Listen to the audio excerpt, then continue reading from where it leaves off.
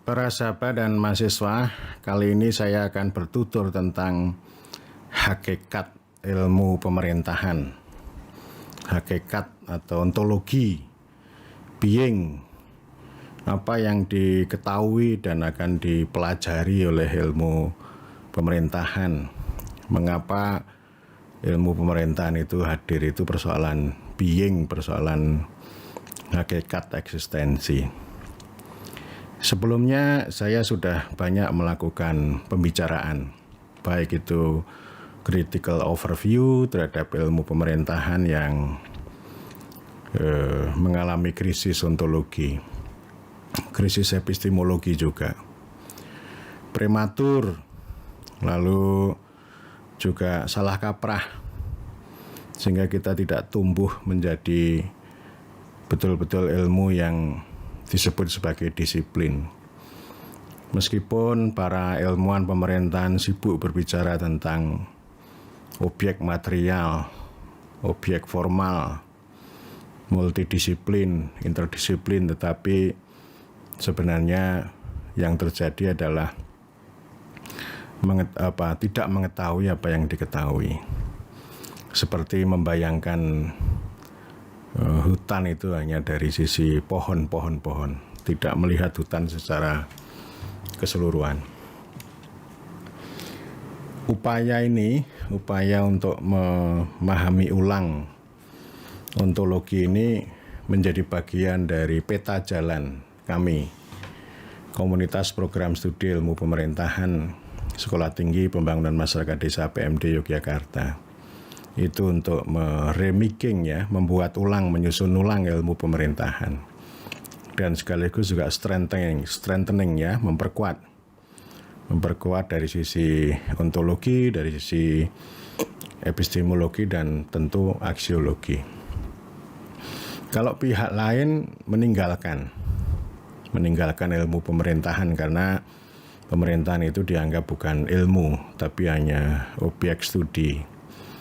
Ada juga pihak lain yang pengen merekonstruksi ilmu pemerintahan dengan caranya masing-masing, tapi tetap saja ada upaya-upaya rekonstruksi itu isinya adalah manajemen publik, administrasi publik, tata kelola, dan kemudian juga teknologi yang lebih banyak preskriptif, punya resep tapi tidak punya kemampuan untuk memberikan interpretasi dan eksplanasi terhadap dinamika hiruk-pikuk pemerintahan, baik itu relasi antara pemerintah dengan negara, pemerintah dengan masyarakat, dan pemerintah dengan modal.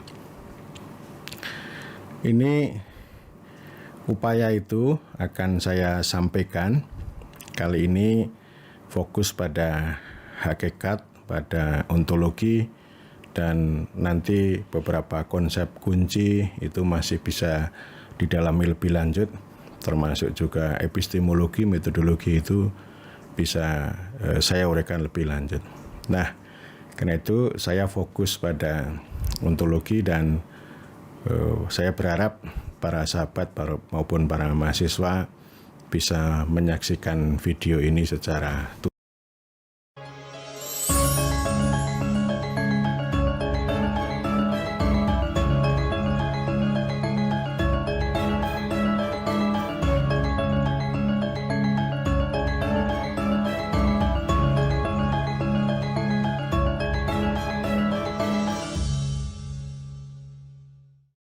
Saya kira definisi tentang ilmu pemerintahan atau hakikat atau pengertian itu sudah banyak dilakukan.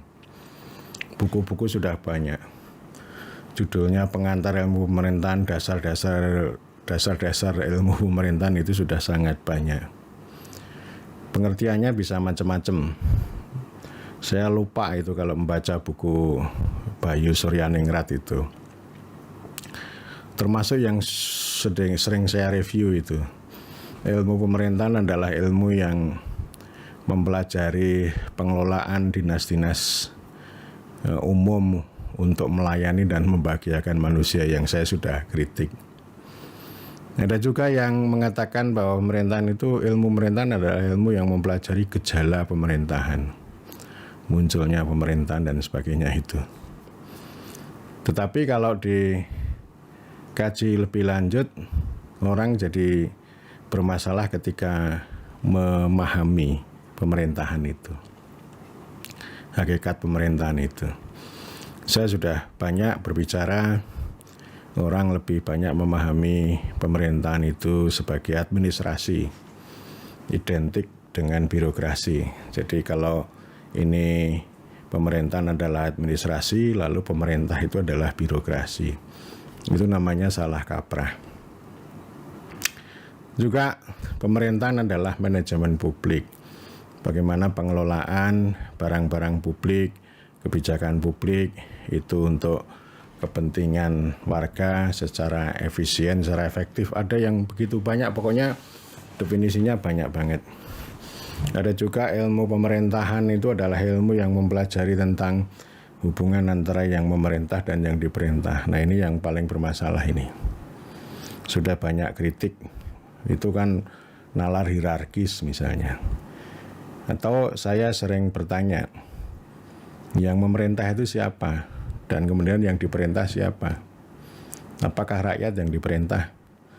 Kalau yang diperintah rakyat oleh pemerintah itu bermasalah.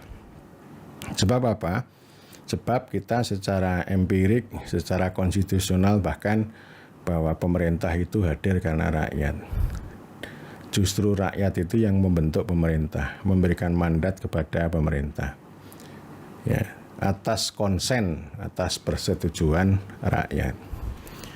Jadi saya kira definisi yang sudah ada itu bermasalah.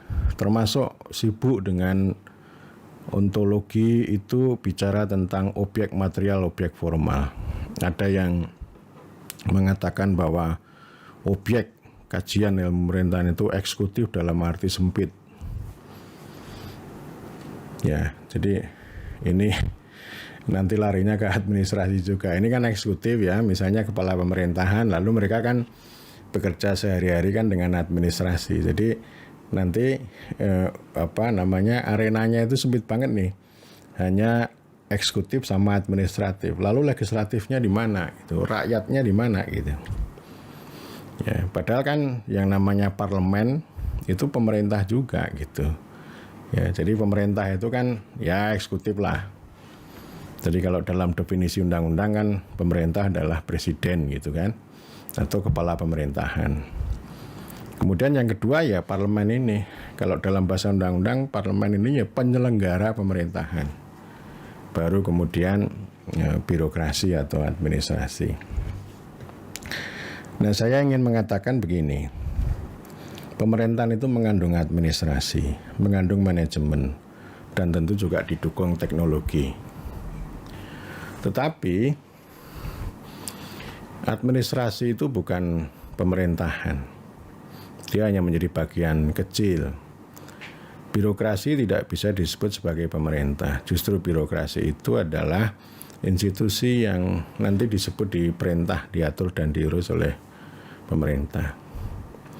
Kecamatan itu menjadi bagian dari pemerintahan, tetapi camat bukan pemerintah. Dan kita tidak mengenal konsep pemerintah kecamatan. Tetapi di Kecamatan Jogonalan, Klaten itu ada tulisan pemerintah Kecamatan Jogonalan. Nah, ini kan ngawur tuh. Mudah-mudahan bukan lulusan APMD camatnya ya. Mudah-mudahan yang dari sana itu, yang sangat bangga dengan sarjana pemerintahan itu. Mudah-mudahan ya. Nah, ini saya kira perlu kita luruskan, dan cara meluruskan, cara mendudukkan ulang ini kan pertama kita harus memperhatikan konstitusi dulu. Ya. Membaca konstitusi secara cermat lah. Jadi artinya kalau kita bicara pemerintahan ya seluruh konstitusi itu. Konstitusi itu adalah pemerintahan. Konstitusi itu tidak harus dimaknai secara letterlek sebagai undang-undang dasar. Konstitusi itu artinya adalah proses bersama menetapkan kepentingan tujuan. Kalau kekuasaan negara kan ada kekuasaan konstitutif. Kekuasaan konstitutif itu adalah kekuasaan bersama, power with gitu ya. Jadi ini kan sebenarnya konstitusi itu ekspresi kehendak. Di sana ada ideologi, ada pengetahuan, ada nilai, lalu juga ada hukum. Tentu ada politik juga di dalamnya. Konstitusi adalah pemerintahan ada konstitusi. Kita perlu melihat itu. Atau paling tidak kita itu bisa mempelajari konsep-konsep kunci yang ada dalam konstitusi yang itu bisa kita elaborasi.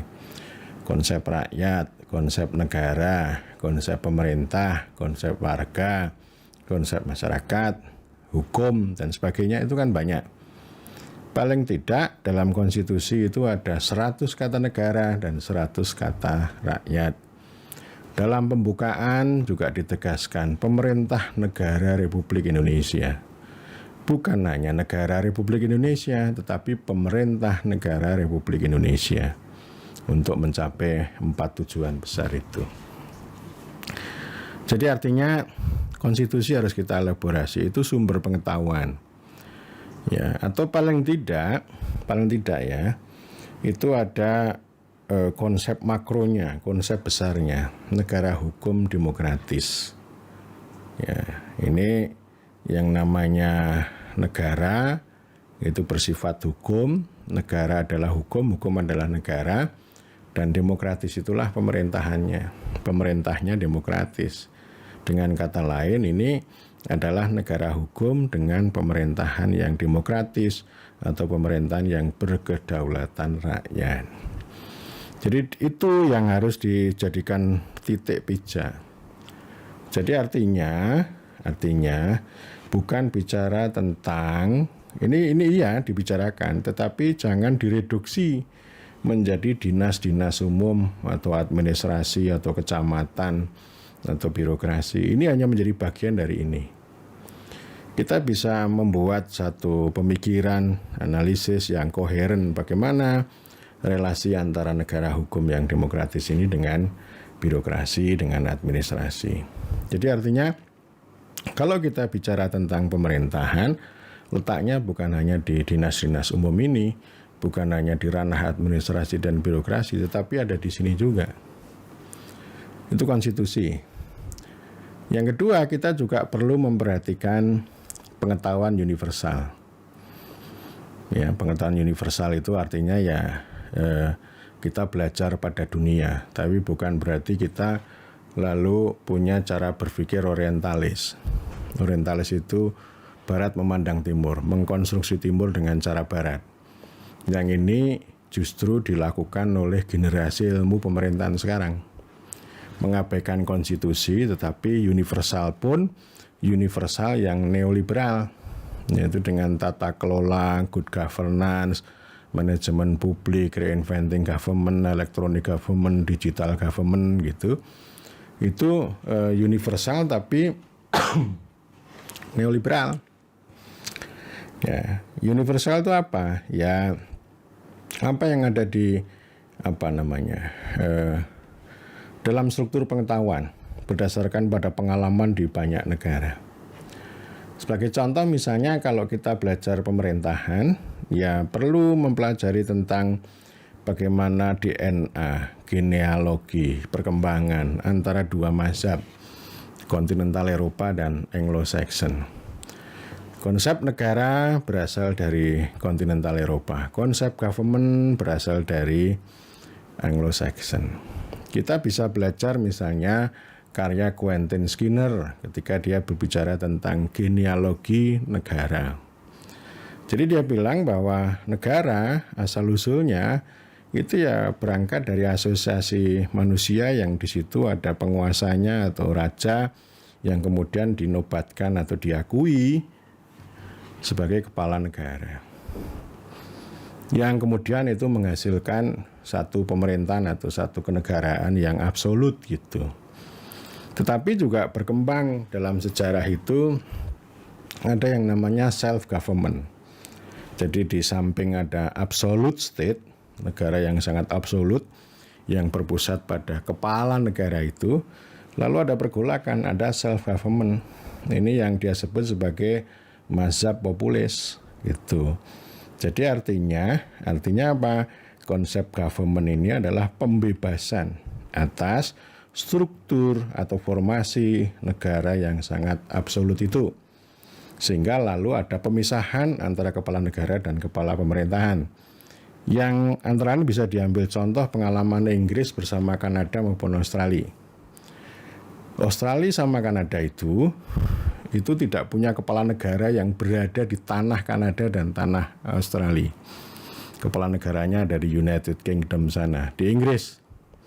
Tetapi yang menarik adalah Kanada dan Australia itu punya self-government.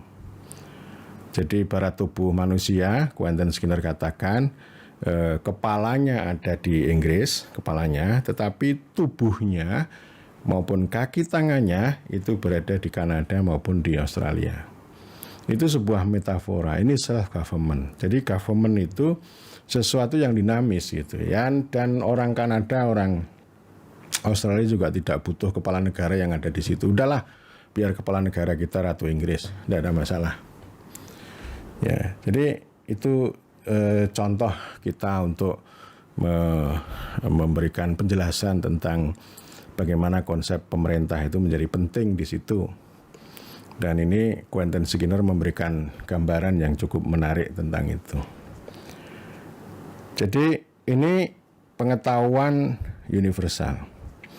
Government ya, ini state itu ya. Nanti akan saya bahas lebih lanjut dalam G pertama ya, G pertama yang dimiliki oleh mazhab Timoho itu ya, government itu. Nanti saya akan dalami di situ dan ini penting kita jadikan sebagai dasar, bahkan juga ada pengetahuan universal itu yang kritis gitu. Yang nanti ada di G5, di governmentality, yang memahami pemerintahan itu sebagai conduct of conduct, pengarahan perilaku. Dan dia melihat bahwa ternyata pemerintahan itu tidak hanya dikerjakan oleh pemerintah semata gitu. Ya ini memang ada kemiripan antara mazhab administrasi, mazhab manajemen. Ketika ngomong pemerintahan itu pada ruang manajemen dan administrasi, governmentality juga masuk ke situ, tapi dengan cara yang berbeda. Kalau yang cara neoliberal melihat manajemen dan administrasi itu sebagai satu formasi, sebagai satu tujuan, sebagai resep gitu ya. Tapi kalau yang governmentality ini mengolok-olok cara kerja, cara berpikir, strategi, taktik yang dilakukan oleh pemerintahan yang bergaya neoliberal. Ini sudah satu pemahaman hakikat ya dari G5. Itu universal juga. Jadi artinya universal itu tidak harus identik dengan neoliberal.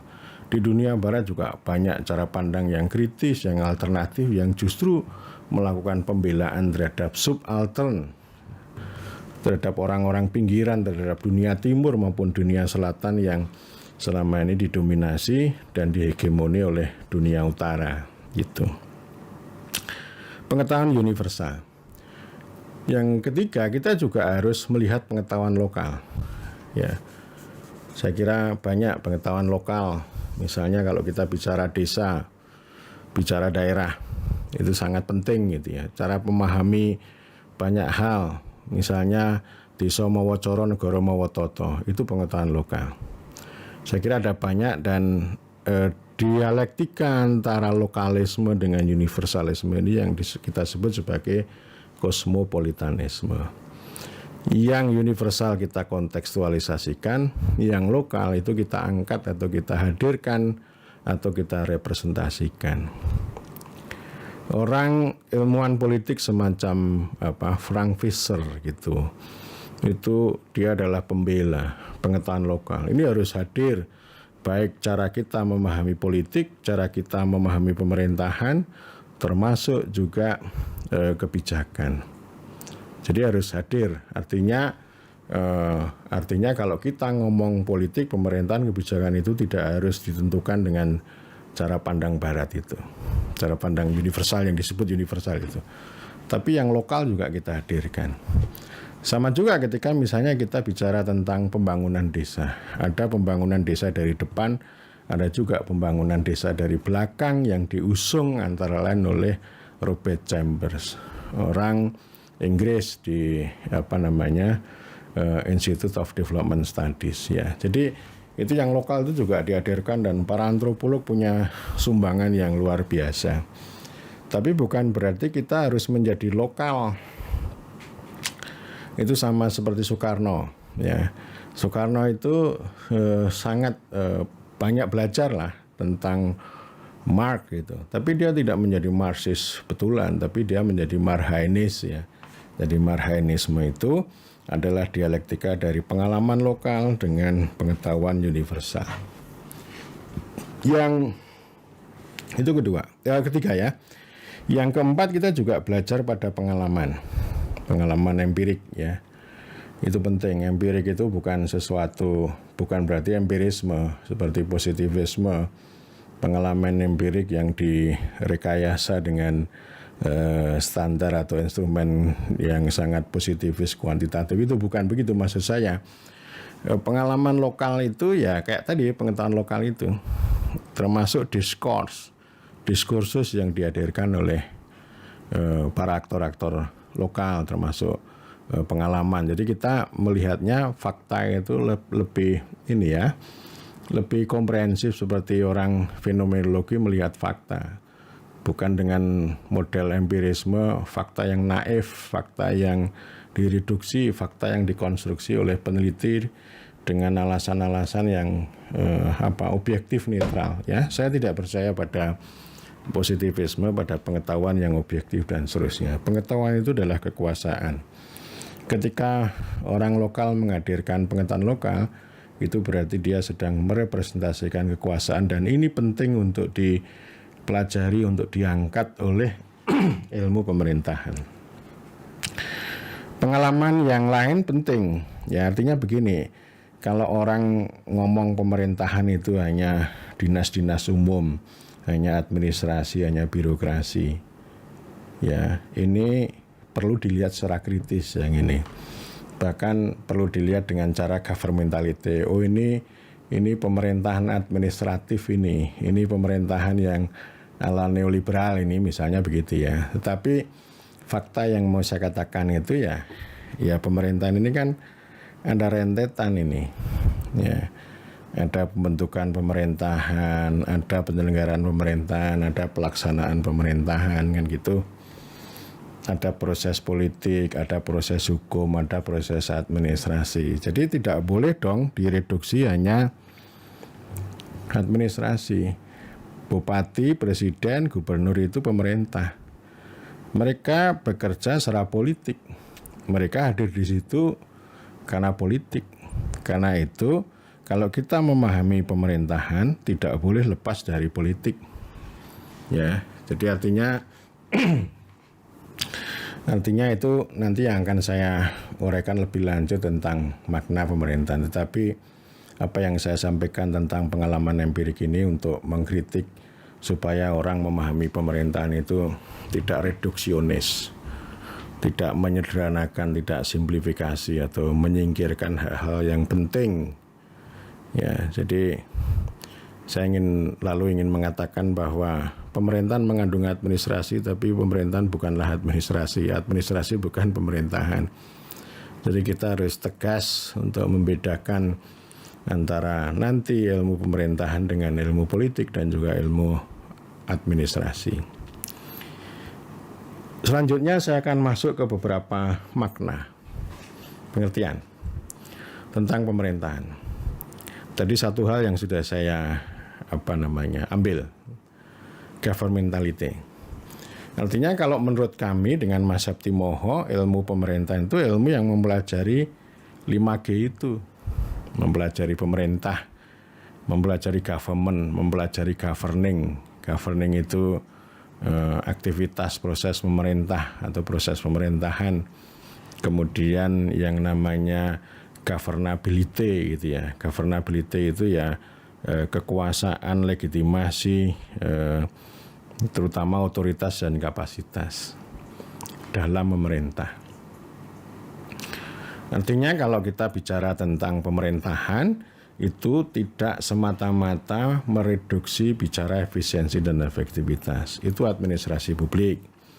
Tidak seperti sarjana ekonomi berbicara efisiensi dan produktivitas. Tidak seperti sarjana hukum yang hanya bicara legalitas, atau ilmuwan politik yang berbicara tentang legitimasi.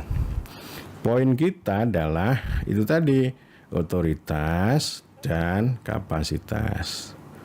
Jadi tidak hanya kapasitas, hanya kemampuan, enggak, tapi ada apa yang disebut dengan otoritas. Karena bagaimanapun bahwa pemerintah itu bekerja dengan otoritas, dan otoritas itu adalah kekuasaan yang diformalkan. Ya, jadi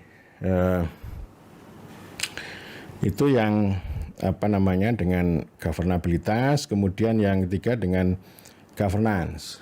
Ya, governance ini bukan tata kelola dong. Ya, tapi ini ya kompleks di situ itu.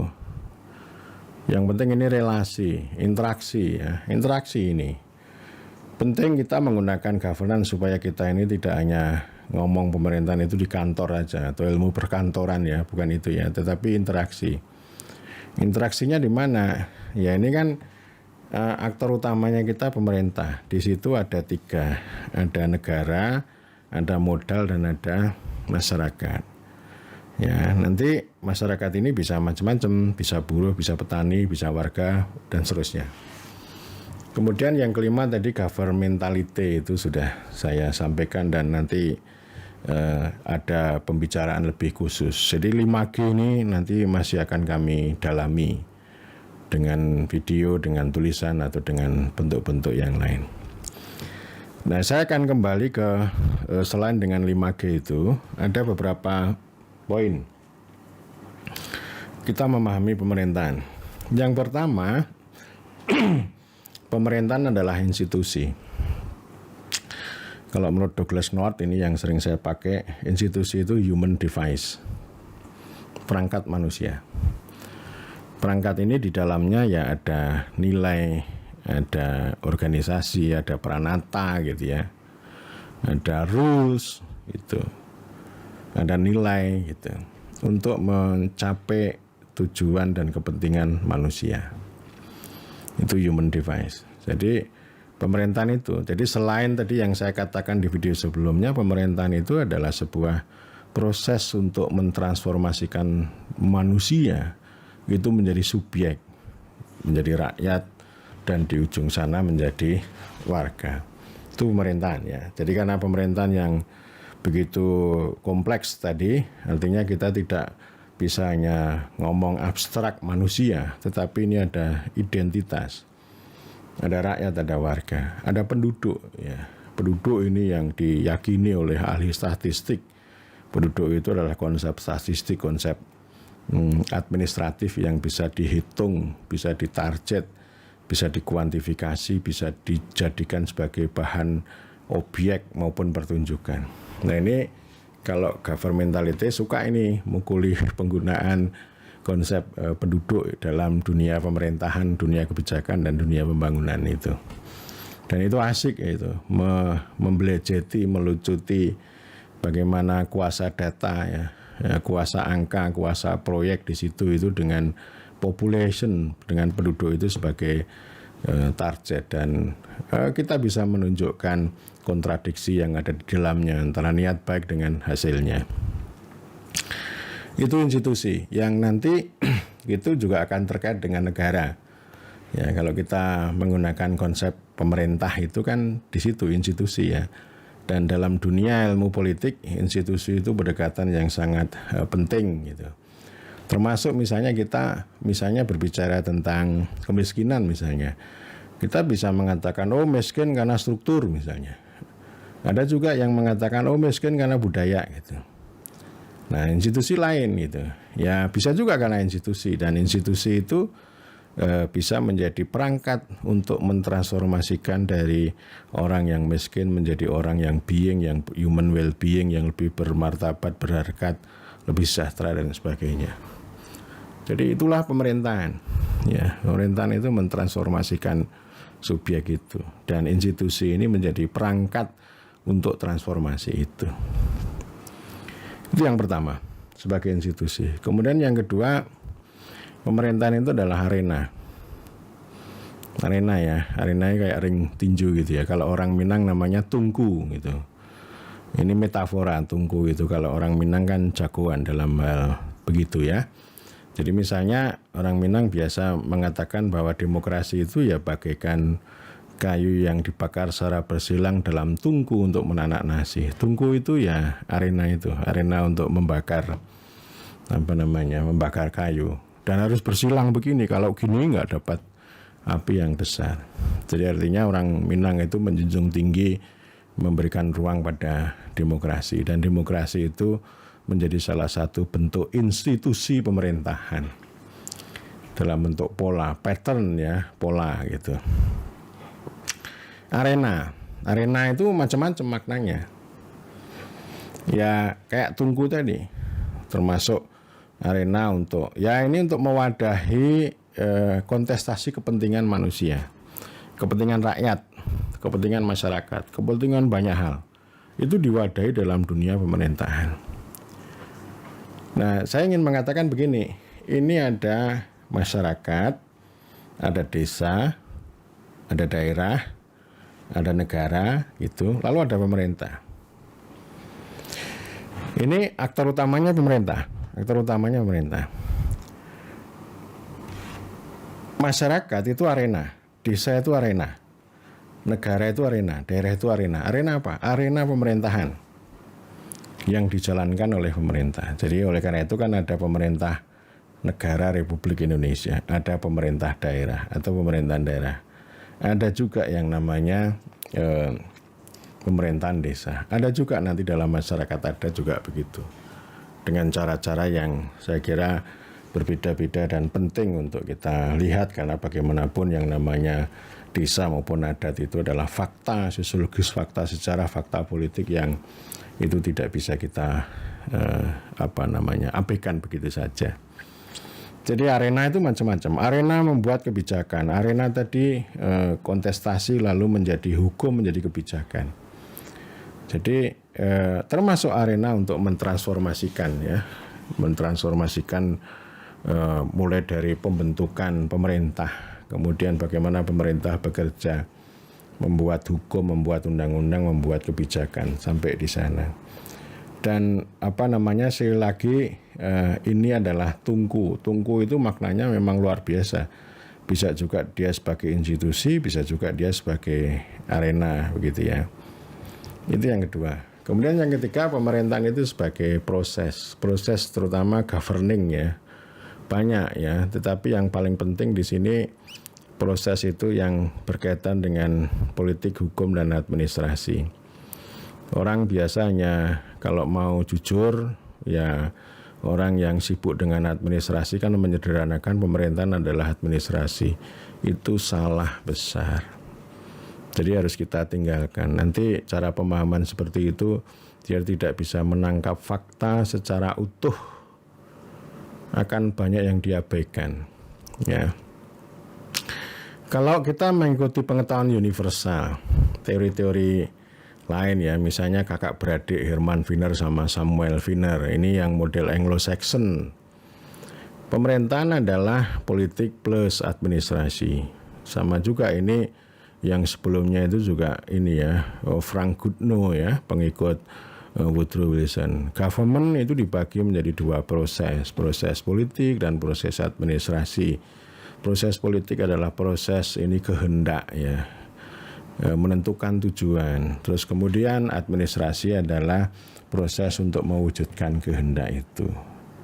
Jadi ini kan tersambung ini.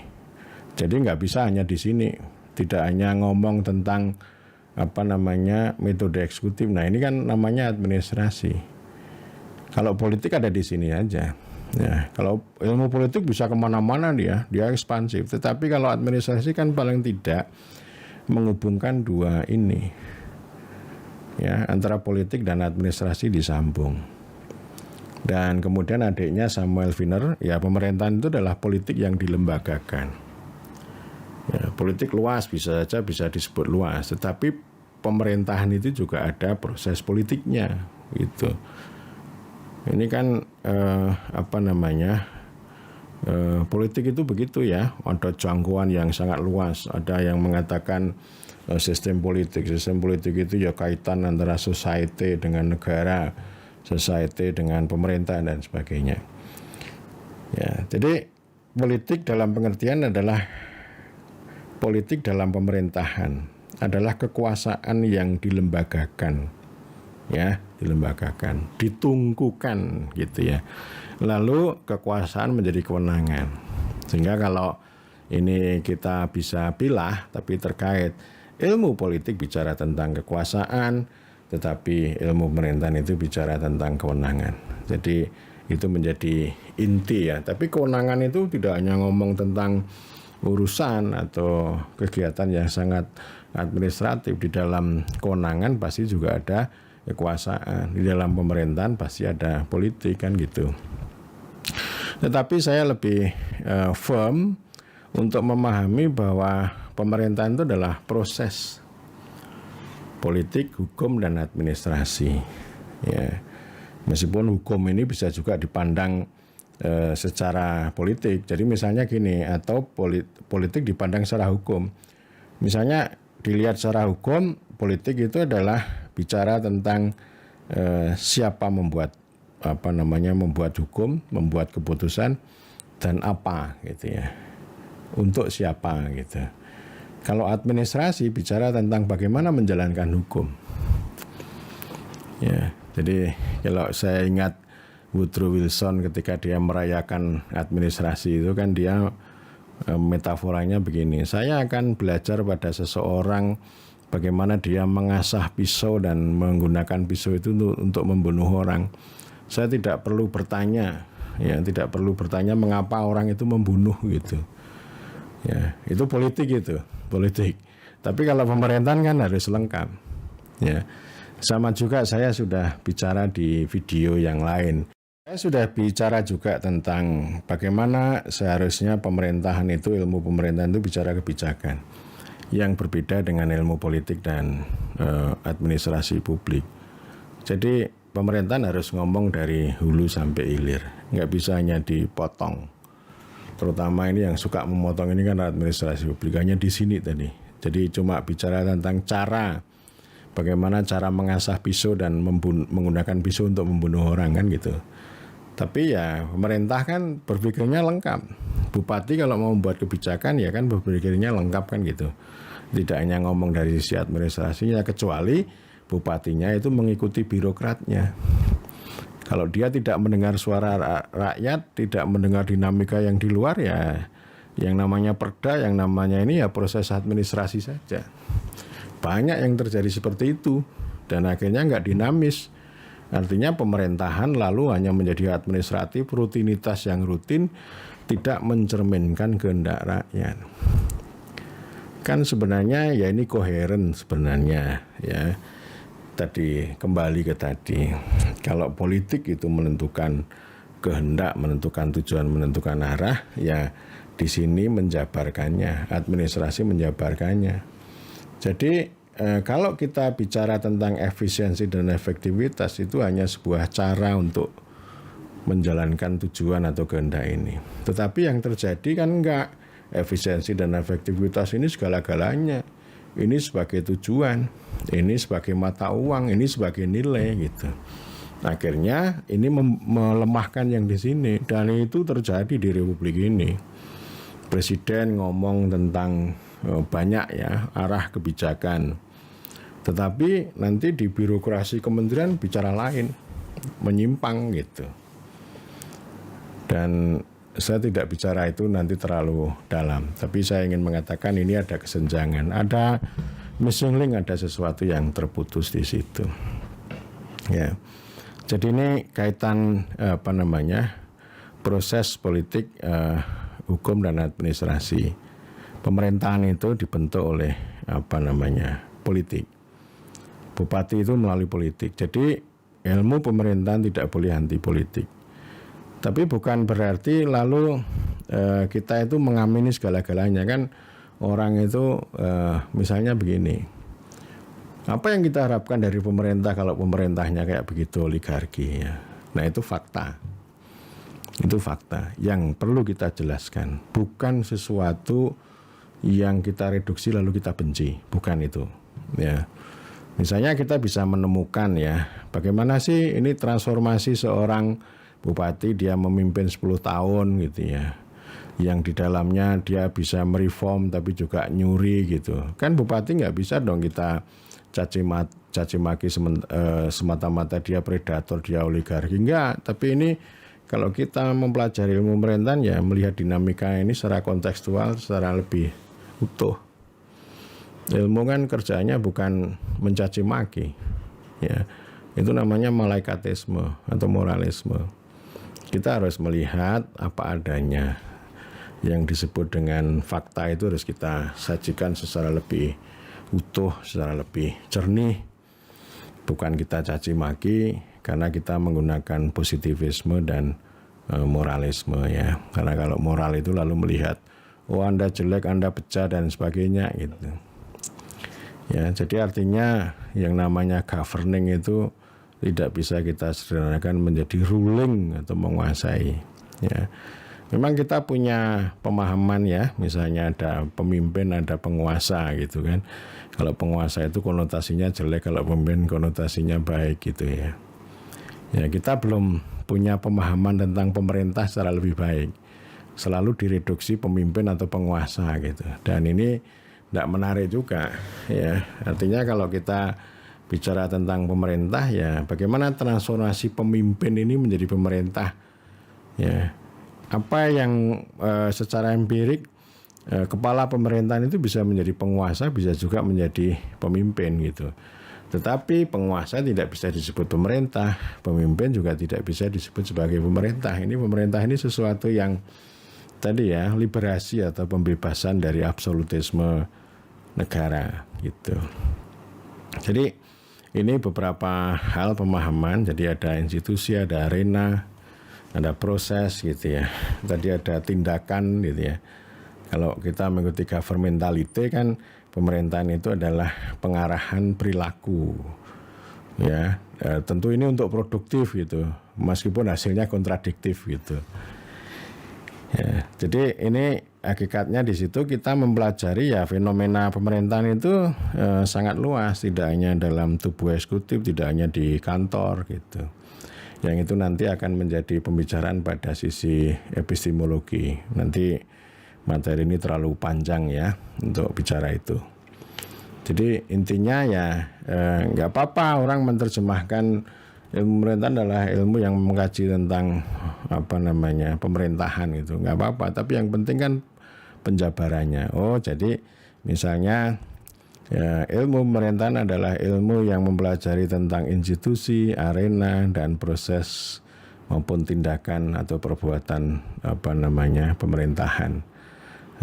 Secara khusus kita bisa melihat ada government, ada aktivitasnya, ada governabilitasnya, ada interaksinya atau governance, lalu juga ada pengarahan perilaku untuk mencapai pada target-target tertentu ya.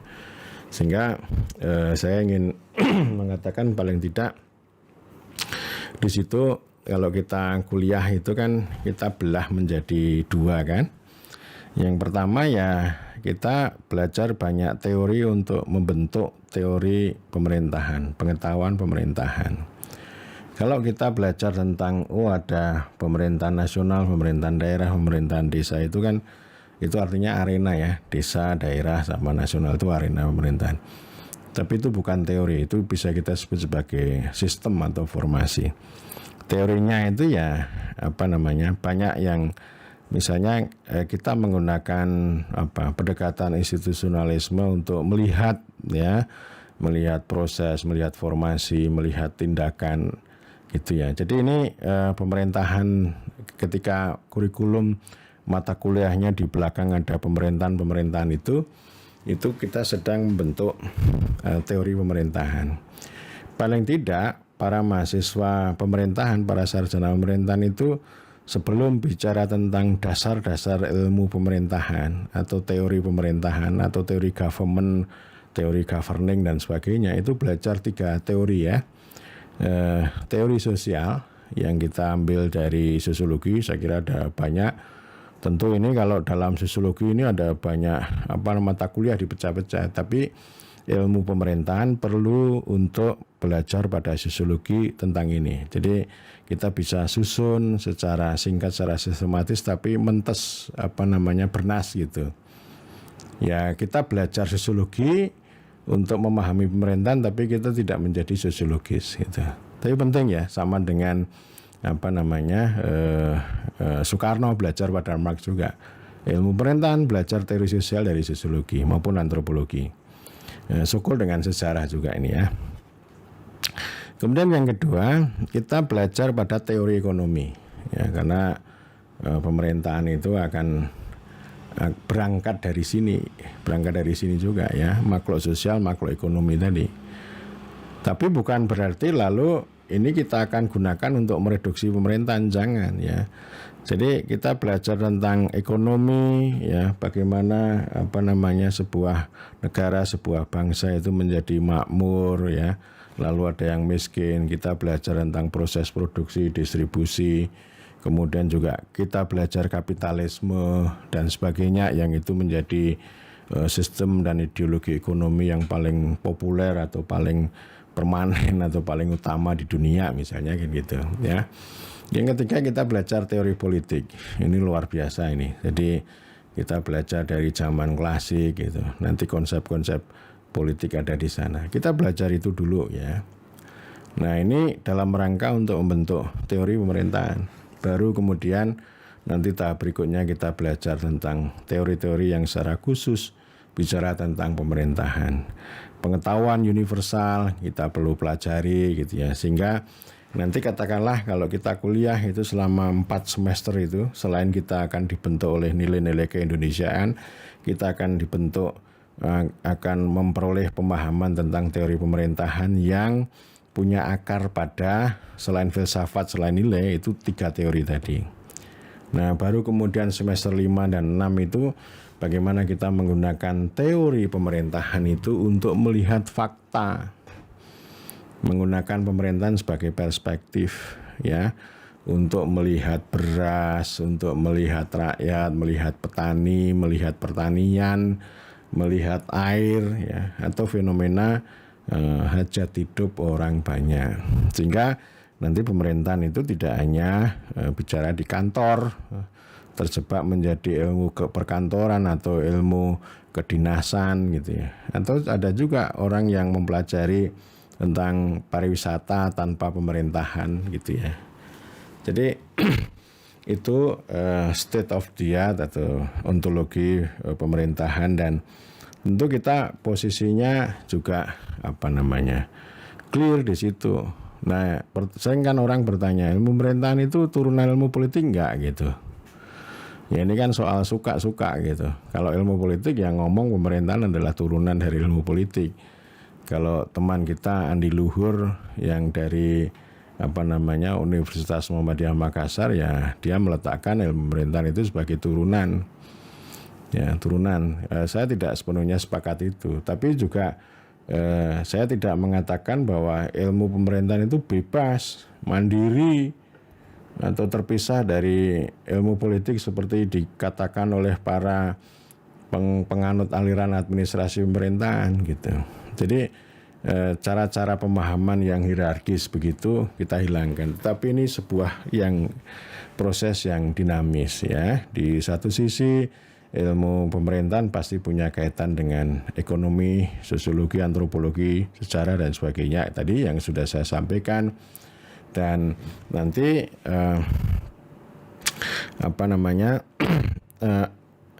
ilmu pemerintahan itu pintu masuknya kan politik gitu. Ya, politik tapi terkait dengan sosial dan ekonomi gitu. Nah, terus kemudian di sini lalu ini pemerintahan itu ya tadi ya, jadi proses proses politik, proses hukum dan proses administrasi, sehingga paling tidak ini akan menghasilkan paling tidak 3 mata kuliah nih, politik pemerintahan, hukum pemerintahan, administrasi pemerintahan. Ya, jadi ini saling terkait. Dan cara menggambarnya bagaimana, nanti saya utak-atik dulu deh, saya utak-atik gambarnya kayak apa gitu.